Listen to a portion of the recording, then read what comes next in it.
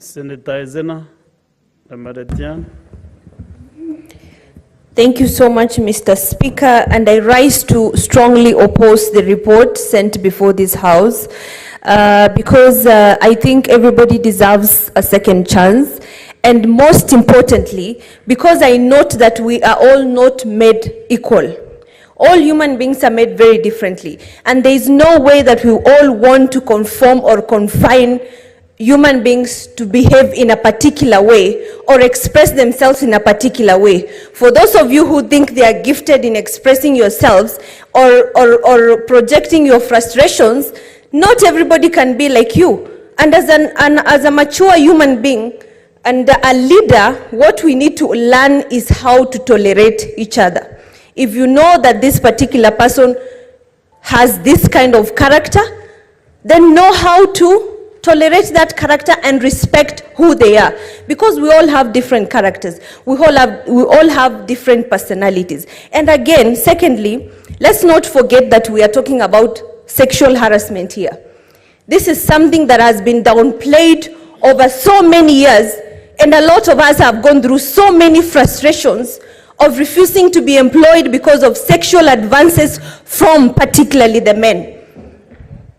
Not only that, there are also young men in offices who I know have gone through a lot of sexual harassment from ladies, older ladies. And I'm very frustrated as a young person in this country, because that has been the norm within this nation, that somebody will be asked for sexual favors. If you don't conform, you remain jobless. And while at the same time, a lot of people are losing and missing opportunities because of this thorn in the flesh. What this House should be talking about is putting strong and stringent laws forward to regulate sexual harassment, especially in public and government offices. From the top to the bottom, we have had a lot of reports, even in the media, of women being sexually harassed. And right now, to the public, what they see is a young, assertive woman who rose and defended against sexual harassment. A lot of times, we might see different things in the House, but what does the public see? What does the public see? And a lot of times, when assertive women come out and defend their position on these issues, their heads are pressed down. The thing this House should be discussing is how to prevent sexual harassment. And a lot of times when the victim has been harassed, you are not in a position to get evidence. Things flow and you don't have evidence.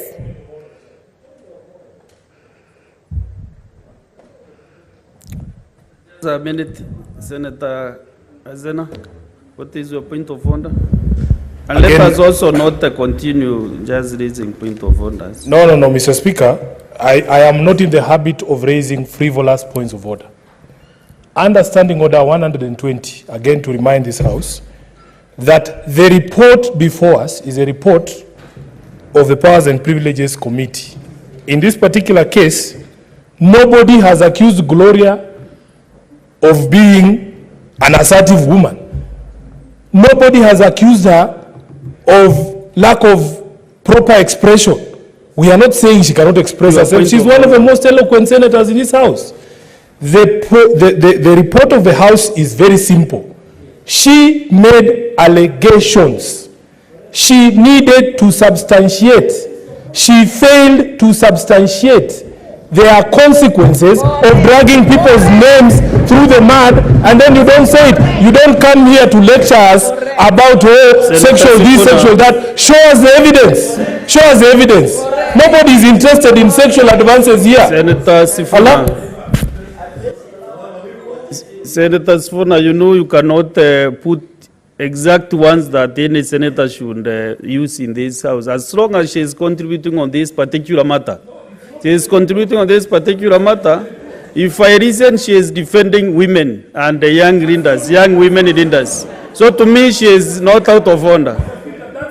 Senator Hezena, proceed and conclude your minutes. Thank you, Mr. Speaker. This is exactly what happens when young women are assertive in this country.